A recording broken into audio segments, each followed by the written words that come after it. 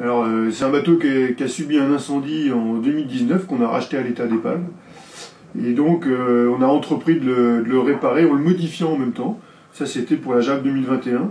Et puis, on avait imaginé une configuration qu'on rêvait d'avoir avec le groupe Lombard. Et il se trouve qu'aujourd'hui, on a obtenu ce bateau en travaillant énormément dessus pendant 3 ans. Et donc, là, maintenant, on a une plateforme qui sera notre plateforme pour le Vendée Globe 2024. Alors, avec le lien avec Fagner, ça fait un petit moment déjà qu'on travaille ensemble, depuis les classes 40. Mon premier classe 40, d'ailleurs, on était en entraînement autour de Cherbourg, et puis on n'avait pas beaucoup de sous. Et Fagner avait décidé, en voyant l'état de nos emmagasineurs de notre bateau de l'époque, de nous aider en nous prêtant un emmagasineur pour la Jacques Vabre avec Christophe Lebas en 2015. Et depuis, on a beaucoup travaillé ensemble sur le classe 40-150 notamment, qui est un bateau tout neuf, qui a été équipé 100% Fagner. Et puis, sur l'IMOCA, là, quand on a subi un dématage au retour de la Transjab 2021. Et donc, il y a un partenariat qui s'est créé entre Fagner et notre projet pour remettre en route le bateau et rééquiper tout le bateau. Alors moi, ce que j'aime beaucoup chez Fagner, c'est le côté humain de l'entreprise. Parce qu'on voit bien que forcément des soucis, il y en a chez tout le monde, chez tous les concurrents, chez toutes les boîtes techniques.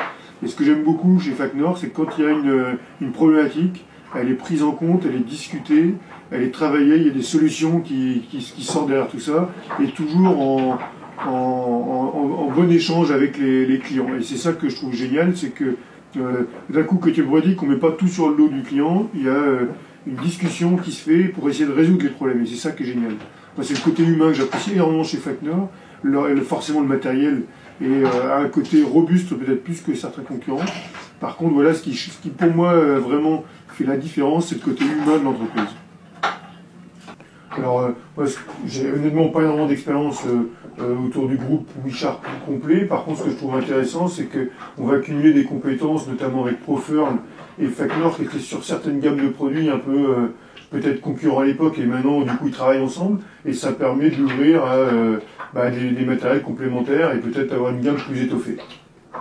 Alors non, on va bientôt arriver à la Rolex Fastnet Race qui part du coup de Causes avec une préparation à Cherbourg et qui va arriver à Cherbourg. Donc c'est plutôt sympa pour nous qui sommes du coin. Donc là on vient de passer 3 semaines à Cherbourg pour faire des sorties partenaires et puis de l'entraînement, de la préparation. On a eu l'occasion de faire naviguer toutes les équipes Fagner à bord du bateau récemment. Et donc départ de la Rolex d'ici maintenant 15 petits jours, avec du coup en compagnie de Rémi Aubrin qui a dessiné toutes les voiles du bateau et qui travaille chez Incidence maintenant. Et donc la suite du programme, ça va être la Transjab Jacques Vabre au mois de novembre, et puis le retour de la Transjab qui va être en solitaire, qui va être aussi une belle qualification pour le Vendée Globe.